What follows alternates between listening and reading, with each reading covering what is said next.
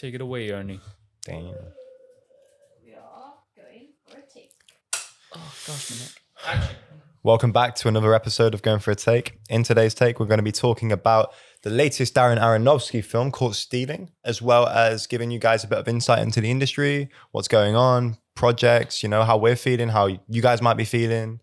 Yeah, how you doing, man? I'm doing good. I'm excited to ask Ben about, well, obviously you can't talk about too much detail. I'm assuming a contract's been signed.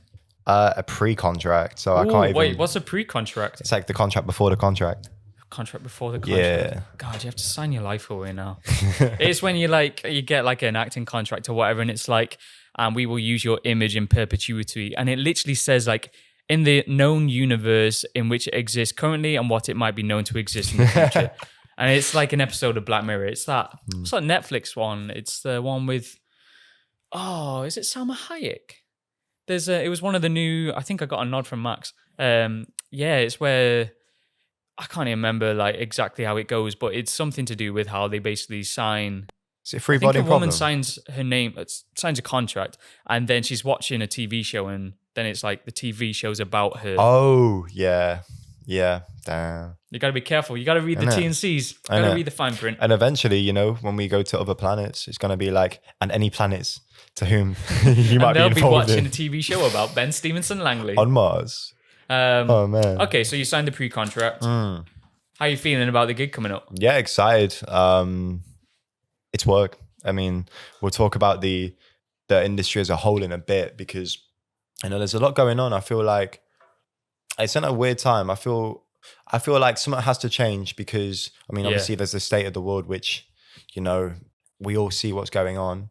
But the industry is impacted by everything. And studios obviously have to change because of the way the world works. It used to be obviously the 5 big studios in Hollywood. Then they sort of almost merged in a way. Amazon bought different studios, and they all in a way rival each other. I mean, I remember seeing like obviously a lot of the older generation of actors like your Vivian Lees, your Marlon Brandos. They'd have like a contract. Did you just name drop Marlon Brando again?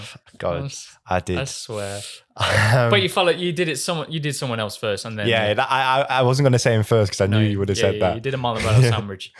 Yeah, and and anyway, so they'd sign to a contract in a studio, and they'd have to do like 5 films for the studio, depending on the contract. But now it feels like, oh, okay, I didn't realize that. Yeah. That was a thing back then.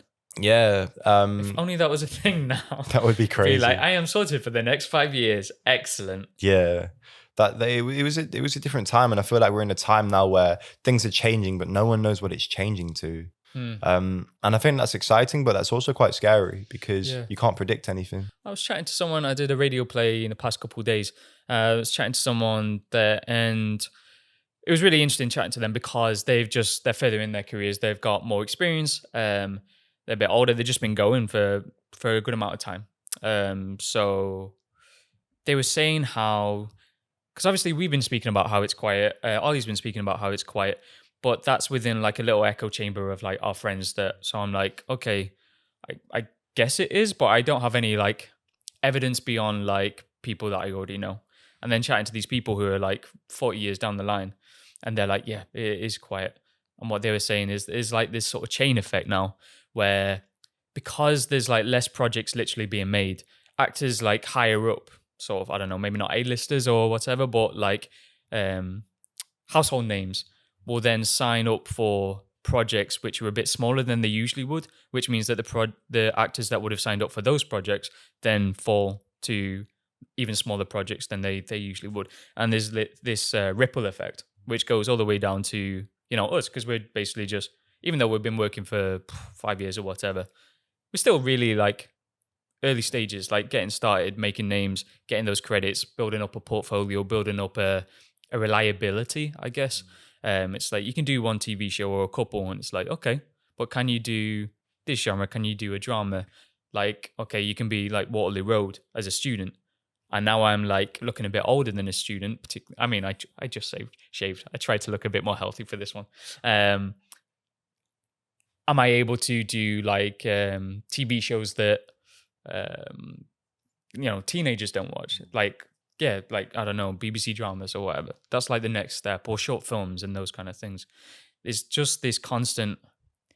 It's a constant push to get up like that sort of ladder, that kind of rung. It is interesting, like hearing from other people about their experience. But even when I was there, I'm trying to work out if I can say this. I probably shouldn't say this. Yeah. Yeah. Okay. I'll keep it confidential. Yeah. I'm so bad at keeping confidentiality. If any casting directors have watched this, I am very good at keeping confidentiality. Don't you? Yeah. He is, yeah. We should talk about court stealing though before we keep going on, because there's a lot of stuff within this film that made me think about the industry as well. One of the main things, in fact, are you okay to just give, if anyone's watching this or listening to this who doesn't know what court stealing is about, a brief kind of summary of like your take from it? Yeah, of course. I mean, so court stealing is literally about a guy who supposedly is caught stealing. Whoa, what? I know, right? This is crazy. I I had an acting teacher who was like, he sounded crazy. He sounded like, I don't know. Who did he sound like? He was like, wow, what are you doing? like Joe Pesci. Joe Pesci. I don't even know. Like Joe Pesci what are you and doing? Toad It's in that crazy. one person. And his whole shtick would be like, say what it does on the tin.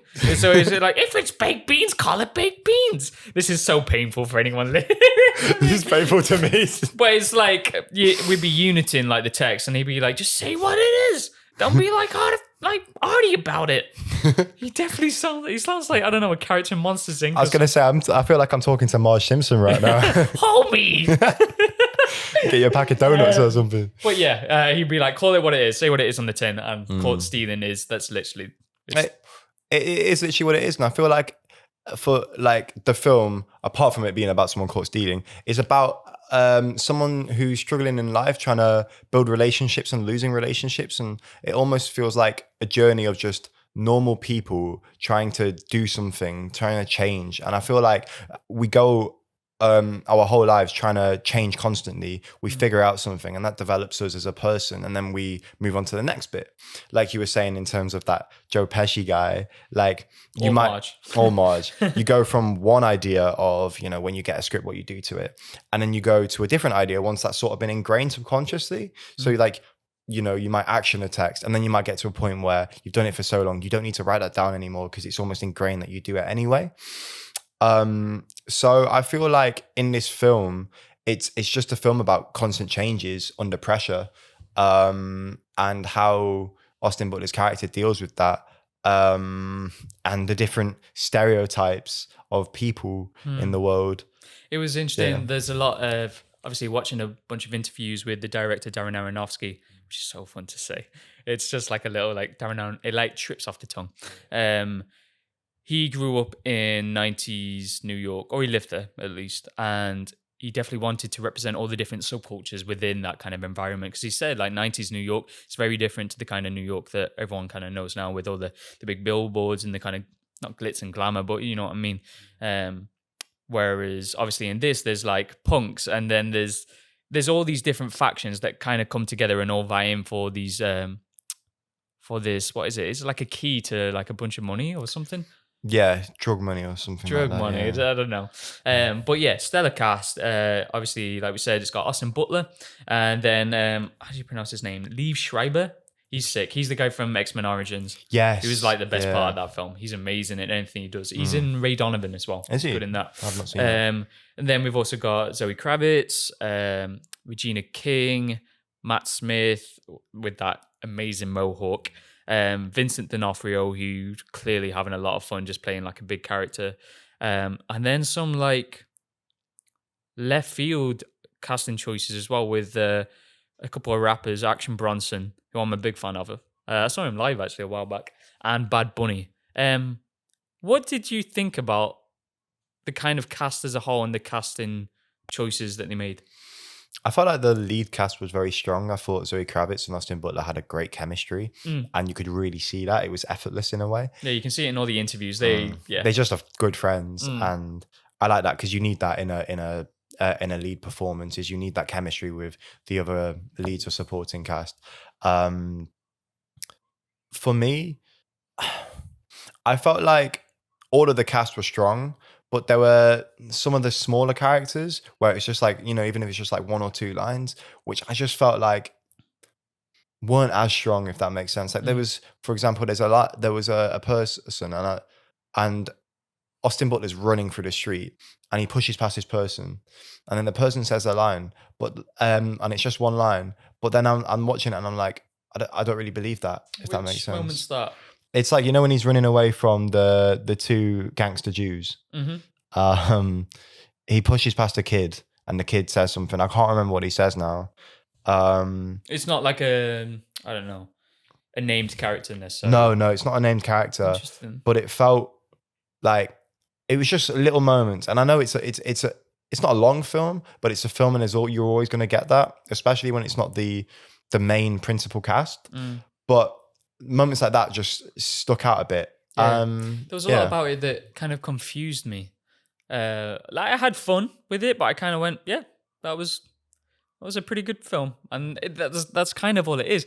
But what's confusing to me about it was, like, I know Darren Aronofsky from like all his like really intense kind of Black Swan, Requiem for a Dream, such a good film. The Wrestler, The Whale. He's known for like these characters who are like literally at the end, like they've hit complete rock bottom. They're like his films have almost like a David Fincher kind of like real dark kind of brooding feel to them. And then I was like, oh, this trailer looks completely different to anything that I've seen of his stuff. Besides that, he did do Noah with Russell Crowe, which is also left field. But yeah, that doesn't quite fit into his like canon. Didn't he do Bridge to is it? What? He did like Bridge to yeah, he did that. No, I don't think so. I swear he directed that. I thought you were about to say you did Bridgerton. I was like, yeah. No. I don't think so. Max. Wait, yeah, can we get a fact check just in case? Bridge to, what is it? I'm Terabithia. like 100% certain he did not do Bridge to Terabithia. Who? Darren Aronofsky. All together now. No, I didn't. Shit. Wait, look at his film. Is there one that starts with like Bridge or something like that? Because I swear, I can't just have whipped out a film like that out of nowhere. There has to be something. But whilst Max is doing that, you made the point of like it being a different thing to what he's done. Very right? different. It felt way more. It felt like a kind of American Guy Ritchie film. Interesting. And that's not necessarily a bad thing. I'm trying to think. There must be like, or like a Baby Driver kind of thing. But again, that's Edgar Wright, so that's still another British director. But it kind of fell into a lot of that B-movie kind of aspect. The Fountain is the closest you'll get. Is there like a tree on a hill? And like the picture? Ben, I think I'm just going to dig a hole here. I think we should let this one go. I messed up. It's all right. He didn't direct that film. Yeah, what was I saying? So, yeah, it felt like he'd made a conscious choice to move away from his past. Yeah, the Fountain's got a tree. I knew it. Planet. Yeah. It's because they've got similar posters, that's why. Riveting stuff. Yeah. I'm like, oh, bro. Where were we? Yeah, it felt like he made a conscious choice to move away from those kind of films that he's known for making, those really dark, intense, serious films. Like, obviously, The Whale is just like devastatingly, it's just painful to watch. It's really uncomfortable. And then this is the next one that goes out to cinemas that everyone watches. It feels like I was watching an interview and he talks about how the world is so serious at the moment and everyone's, there's so much pain out there for everyone to see so easily within cinema, also just within reality as well. And I think he'd made the choice to make something that people could just go and watch and have fun with. I find it interesting that ties into Austin Butler's approach to the acting as well, because there's an interview between Austin Butler and Zoe Kravitz where they're talking about their move away from kind of method acting. Yeah. Even though he doesn't describe himself as a method actor, he likes to immerse himself or whatever. I don't know what your thoughts are on that. Well, I was going to say it was literally a fun film to watch. I think I've noticed the past year or two, there's been a massive increase in comedies because the world's, obviously there's a lot going on in the world and people are seeing so much stuff that you don't want to escape and, watch Manchester by the Sea, which is an incredible film, but a lot of people at the moment want to see upbeat films, happy films, where you watch it and have fun. I can't really say when I watch Manchester by the Sea, I have fun. I enjoy it. It's a great film, but I'm not like laughing my head off. And in fact, I'm the opposite. I'm in tears by the end of it. One of the things Darren Aronofsky said in an interview, which I felt like was the through line for his work, and it makes so much sense when I heard this, it was he wants to create films which are normal people under extreme circumstances, right? Black Swan, you see that there. You see it in Requiem for a Dream. These are all people who we can all relate to. Natalie Portman's character, she's all of us. She's a perfectionist. She tries to get things right and realizes that trying to get things right gets things wrong. You can't be perfect. And the whole film's about that, but it's really dark. This film felt the same in terms of you relate to Austin Butler's character. This guy is just a guy who has issues and he's trying to deal with those, and then more things get thrown at him and you see how he deals with those through all these different characters. So I could see the through line in his work, and that's the thing about Darren Aronofsky for me, which I love, is the fact that you relate to all his characters, and it doesn't matter the genre. That's the beauty of it. Is you've got some directors who when a film's going to come out that they've done, it's going to be a comedy, or it's going to be a serious film, but Darren Aronofsky's that good that he can just go, nah, we're not going to do something serious. We're going to do something which is completely the opposite, but with the same through line. And that's impressive. That's a really good point. There's a lot of stuff within it.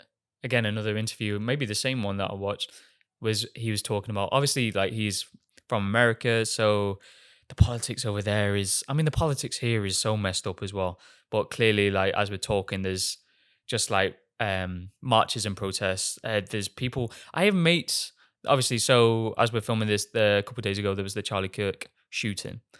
I have mates from America that I met while I was traveling, and the dude is like so chill. That I met while I was there. Big geek, just like lovable. Character was kind of shy, and we kind of brought him out of his shell. I really like the guy. I still really like the guy. I don't know how I feel anymore, because then as I was on Instagram the other day, he posted something with like basically saying that like violence is coming, it's become inevitable now. And I was like,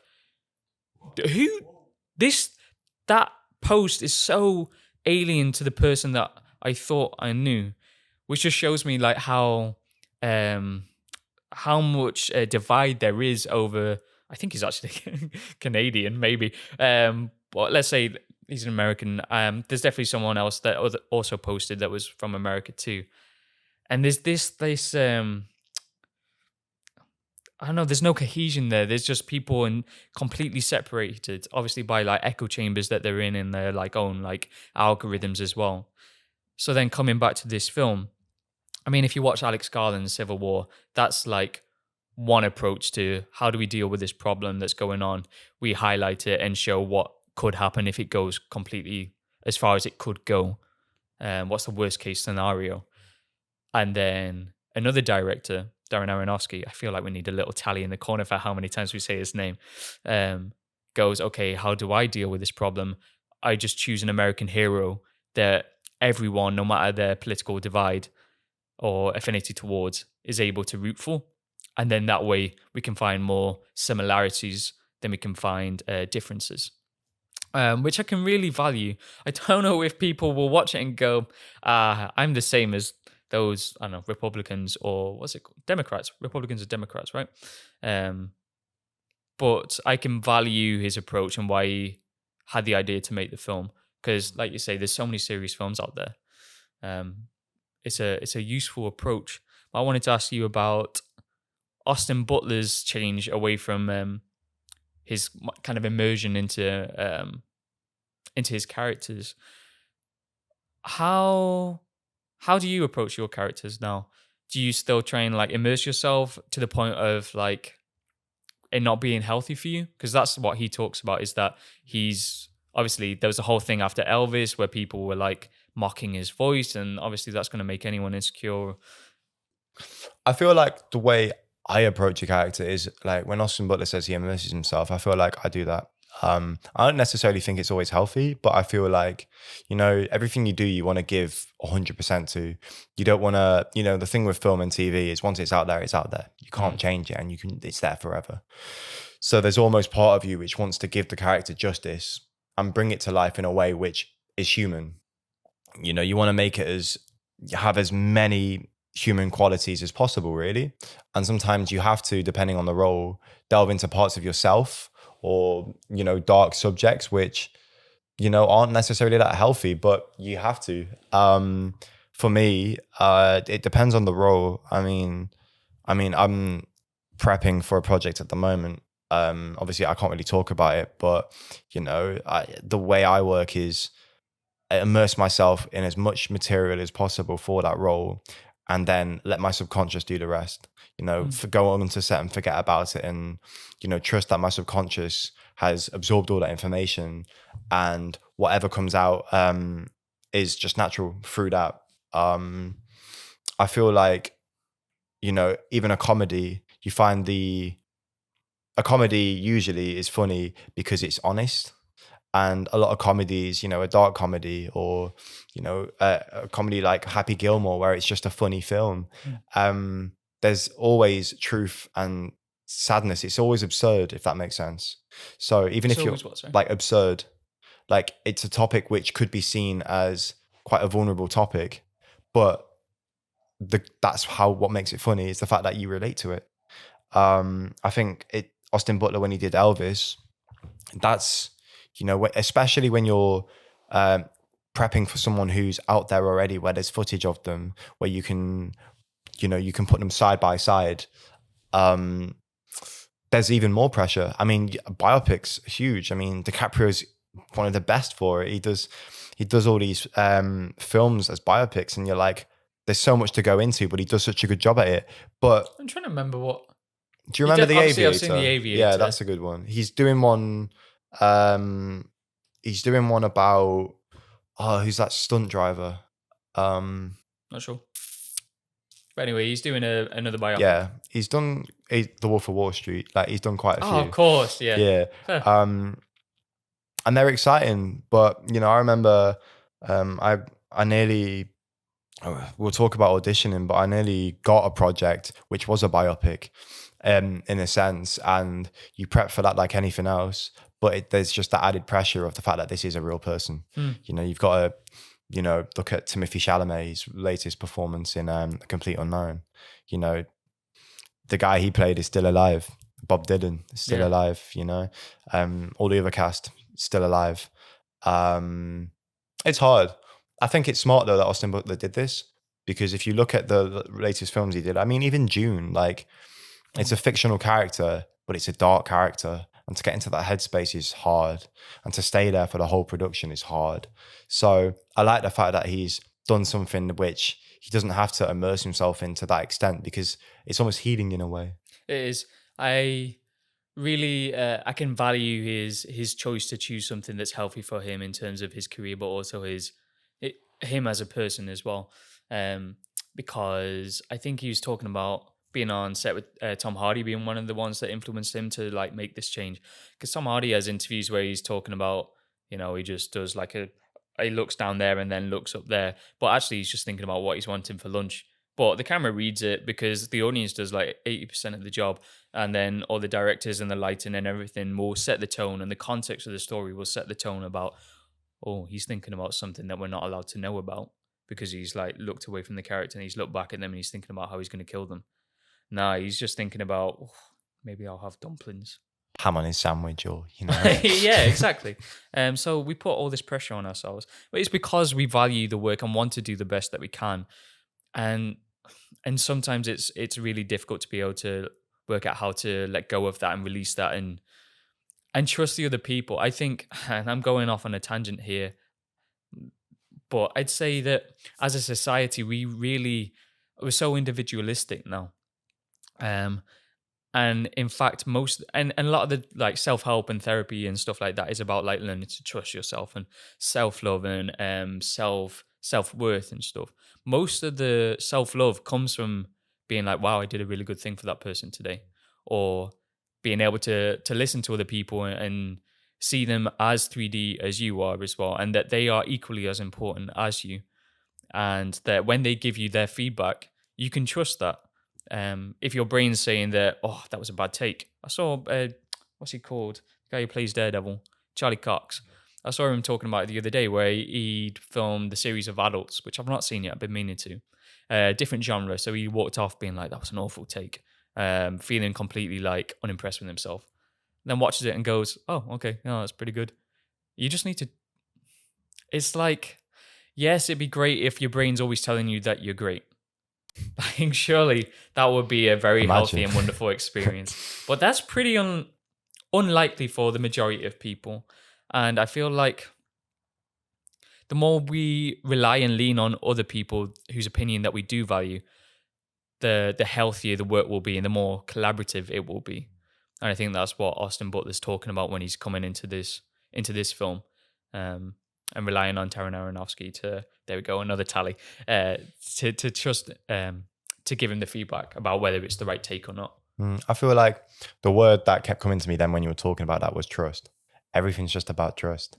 You know, you look at, I was watching the tennis the other day and it's two people on a court, but then you look at the people who are in their area coaching them, and there's 5, 6, maybe even 10 plus people that are all to help them win, if that makes sense.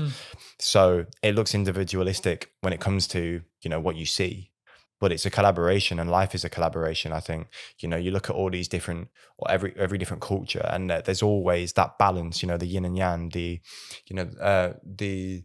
good and bad. Everything works as a balance. You can't go to a really dark place and stay there, because that's dangerous. But you also can't go to a really good place and stay there, because that's also dangerous. If everyone, you see people who are never told they're doing anything wrong, like surrounded by what some might call like yes people, like, yes, you're doing well, and you might not be, then you create this sense of ego which isn't balanced. And I think that's equally as dangerous as being told you're doing everything wrong.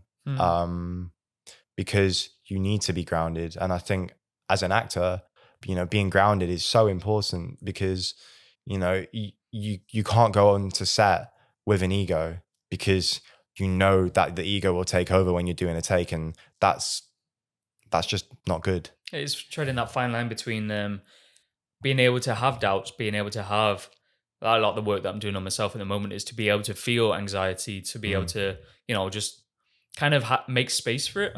Sounds like the wicked thing, but like make space for the anxiety and still feel it in my chest and like inside my rib cage, but still do the gig. Still like go, here we're going for a take. Okay, we're going for I got thrown in the deep end when we were doing the radio thing the other day, and it was sick. But my inside voice was saying like things that were self-doubting. But there's always a possibility as you practice it that you can hear that and then still be able to do something else that goes against that. You can still choose a different action.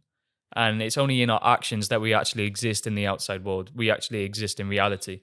Everything inside isn't actually out there. It doesn't have any kind of effect. We only exist in relation to other people. There's what's it called? It's a thing in Buddhism. I think it's called non-duality.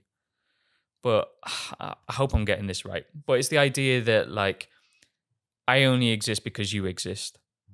And then we only exist because there's this space between us, but there's no actual space. We are as connected. Like, even though there's nothing here, there's still like atoms and molecules, like filling every single little moment between this moment here. So like everything in here is still connected. And it's all reacting. Mm-hmm. I don't know how I got onto that from like doubts and wisdom. No, but I think you have to let these things affect you, but don't let them consume you. Yeah. I think that's important. That's a good, yeah. Yeah. Put that in the trailer. You have to, because otherwise, if things consume you, you go to a really dark place. And like I said, balance is everything. Balance, you go to work, you go to set, you do the work on that day, you leave set. You can't take the stuff with the set with you because that's dangerous. You got to find a way to let go. And I think sometimes it's even harder to let go than it is to get into it, because honestly, and that's something I struggle with. Is I spent so many years trying to figure out how to get into the headspace and get to that point for the scene. And then I got there and I was like, okay, I'm here now, but I've done all that work to get there. How do I I've get done, back out? Yeah, I've done no work to get back out. And then you spiral and it's dangerous. And, you know, with Austin Butler, you know, he's done that. He's done the getting into that space.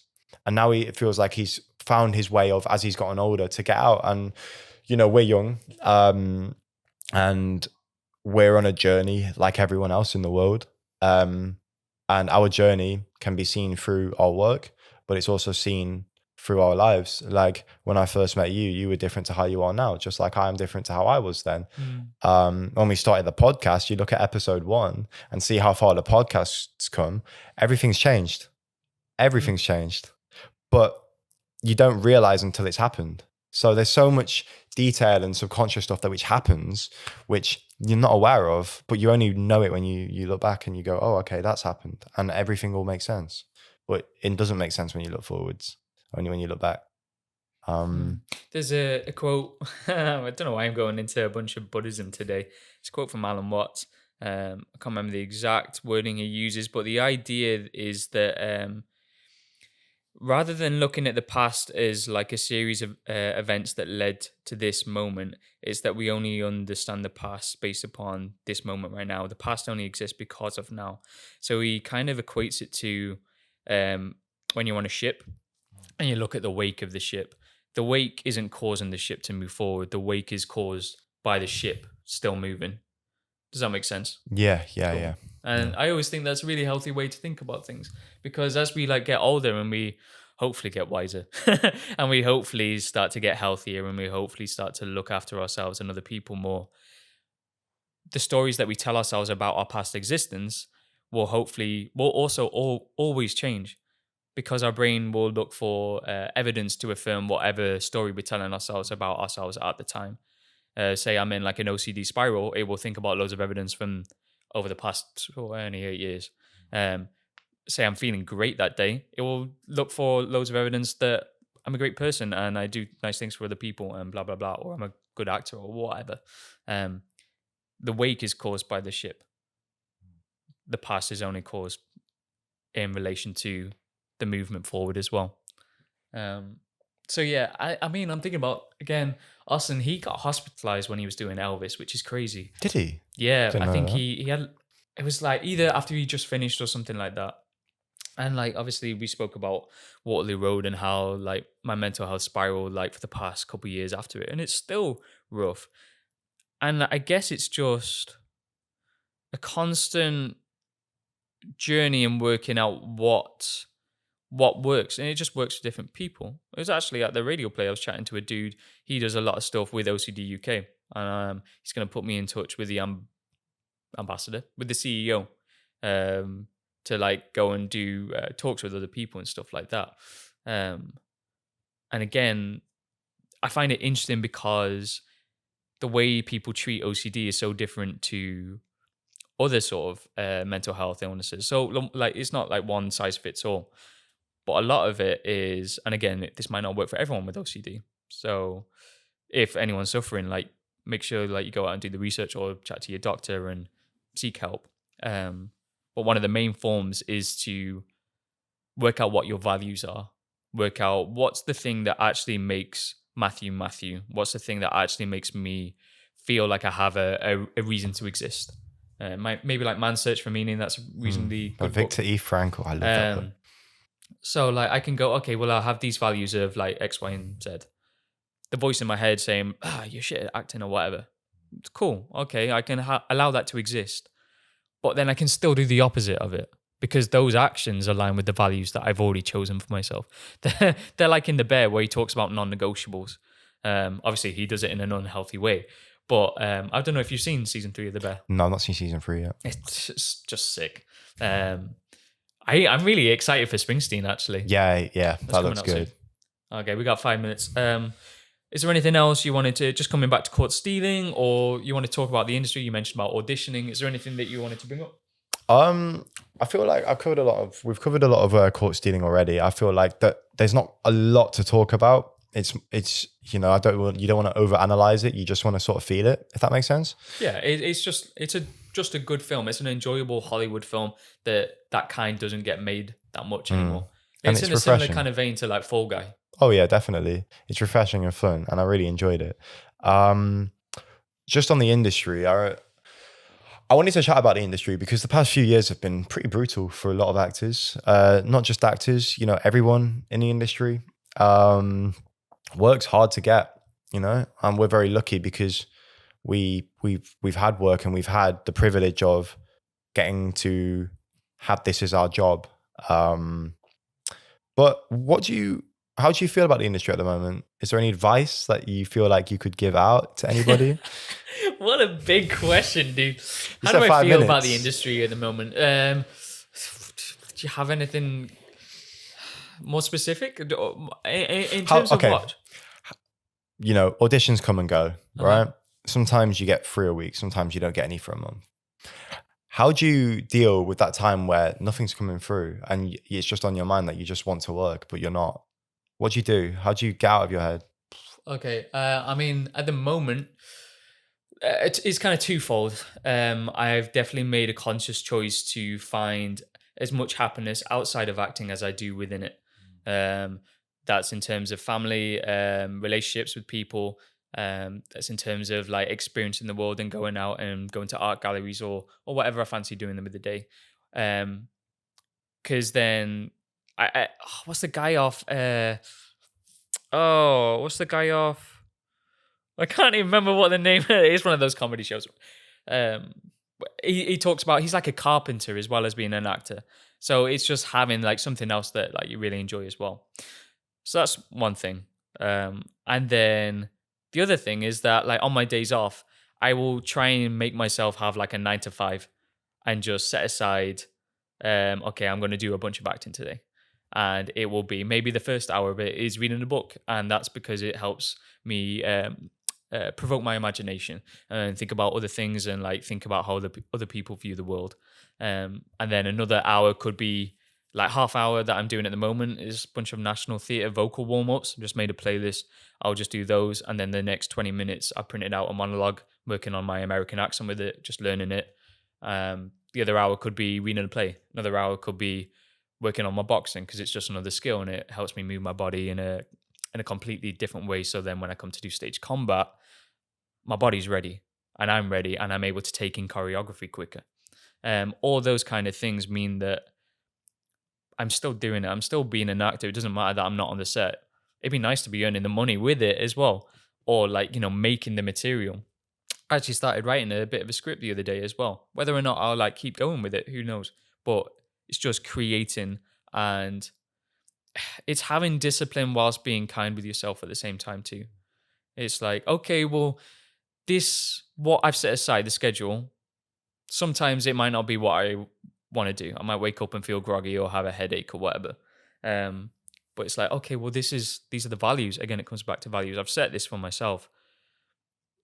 Do I need to give myself a bit more room today? Okay, cool. Then I'll do 40 minutes instead.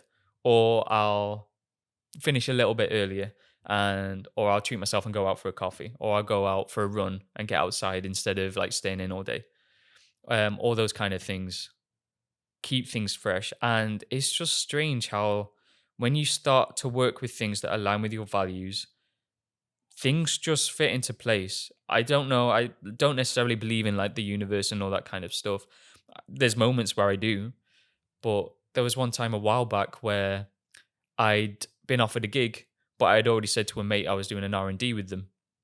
So I was in this position where I was like, okay, well, the gig, logically in a business mindset, means that I would meet this director at a theatre up in Edinburgh. But I told my mate who I'm good friends with that I'm going to help her with her R&D. I'd be a dick if I said no to her. I was still unsure about what I was going to do, and she was like, "Hey, it's okay. I understand if you have to." But it is a dick move if then I go, "See, yeah, I'm off up there." I chose to do the R&D. 2 weeks later, I got the offer for Waterloo Road. It's just strange how that happens. And again, the past couple months, things just started to drip in a bit more. And I'm not as focused on my acting as I used to be. So that's a long answer. No, but it's a good answer. What about you? How long have we got? I 2 imagine you're minutes. feeling pretty good about the industry scene as you just got offered one of your biggest gigs yet. Yeah, I mean, Let's fucking go, bro. Yeah. Sorry, swearing, Thanks, man. but let's fucking go. That's sick. Thank you, man. I was so gassed to hear about it, man. Oh, I really It's appreciate been a long that. time coming. This Yeah. guy deserves it like so much. Like out of all my friends, like acting wise, like you deserve it out of everyone. Oh, thank you, Just man. grind and graft and always thinking about it. And it was like a couple of weeks before that, you were like, oh God, I got another rejection out of like the final few again. And then I don't know, something clicks. But that's, you talked about the universe, and I feel like everything's like we were talking about balances. You can't have so many lows without so many highs. For me, my mindset is just build a garden and things will happen. Build a garden, the butterflies will come. I like that. I used to just put so much pressure on myself to get roles, and now I'm just like, well, I know my worth, I know my value. That's another constant battle, but I know my value. I know that I put in the work. I can't really do much more. So giving myself that credit and then going, it's okay to rest. One of the big things I struggle with is taking time off, because my mind's always like, okay, well, you're going to feel guilty if you take time off because someone else is going to be working harder than you then. So it's a long battle, but I feel like, you get rewarded for the work you put in, and everything always works out. But like we were saying, when you look ahead, you don't know. But when you look behind, you're like, oh, actually, no, that worked out well. So just because I'm aware of time, to wrap up, if we could both put in like a sentence, the mantra that you got now. I put you on the spot. I don't know what I'm going to say either. Okay, I'll just say, I mean, we've talked about this one a lot, but trust the process. Trust the process. Trust Cool. the process. I'm going to go with align your actions with your values. Oh, that's a good one. Nice. Yeah. And that's a wrap on today's episode. Like, comment, subscribe, follow us, and we'll see you whenever the next episode drops. Gotcha.